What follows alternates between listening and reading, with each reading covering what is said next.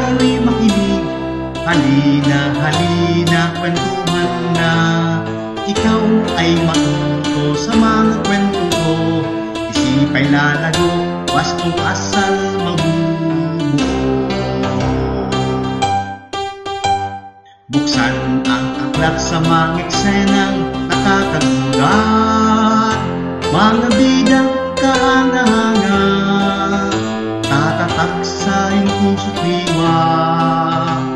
Sa piling ni nanay na lagi kong gabay, tiyak ang kwentuhay walang humpay. Tayo'y makinig, tayo'y makinig. Halina, halina, kwentuhan na. Ikaw ay matuto sa mga kwento ko. Isip ay lalago, wastong asal mabubuo.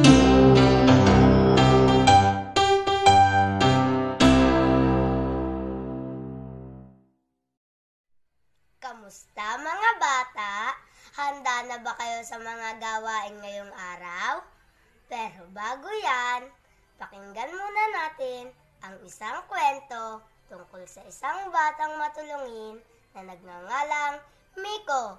Naiisip niyo ba kung paano siya naging matulungin? Katulad ka din kaya ni Miko? Halina't pakinggan ang aking kwento. Ang matulunging si Miko.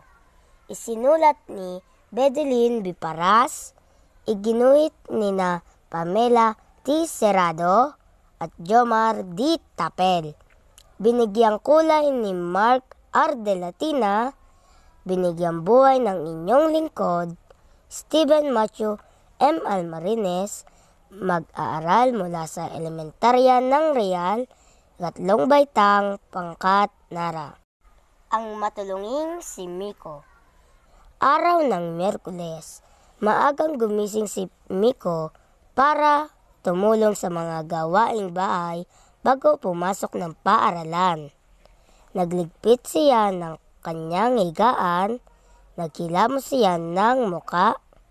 Paglabas ng kwarto, nakita niya sa sala ang kanyang ate Mila na naglilinis ng bintana at Kuya Mikey na nagbubunot ng sahig.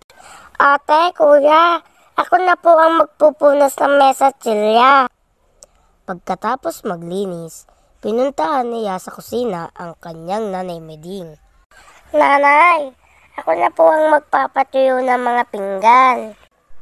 Matapos maghugas, nakita niya ang kanyang tatay Milong na nagkukumpuni ng bakod. Tatay, ako na po ang mag-aabot ng mga pinutol na kahoy. Pagkatapos tumulong sa mga gawaing bahay, kumain, naligo at nagbihis na siya.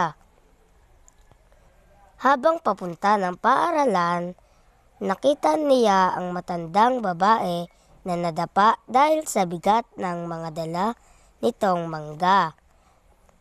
Lola, tutulungan ko na po kayo. Agad hinawakan niya ang braso ng matanda at dahan-dahan itong pinatayo. Binuhat niya ang mga dala nito patawid ng kalsada. Salamat, Apo, wika ng matanda. Walang anuman po, Lola. Sambit naman ni Miko. Nakita ng kanyang gurong si Ginang Makaraig ang lahat ng kanyang ginawang tulong sa matanda. Kaya binigyan siya nito ng parangal. Pag-uwi ng bahay, masayang ikinuwento ni Miko ang mga nangyari. Tuwang-tuwa naman ang mga magulang niya sa kanyang ginawa. At dito na nagtatapos ang ating kwento.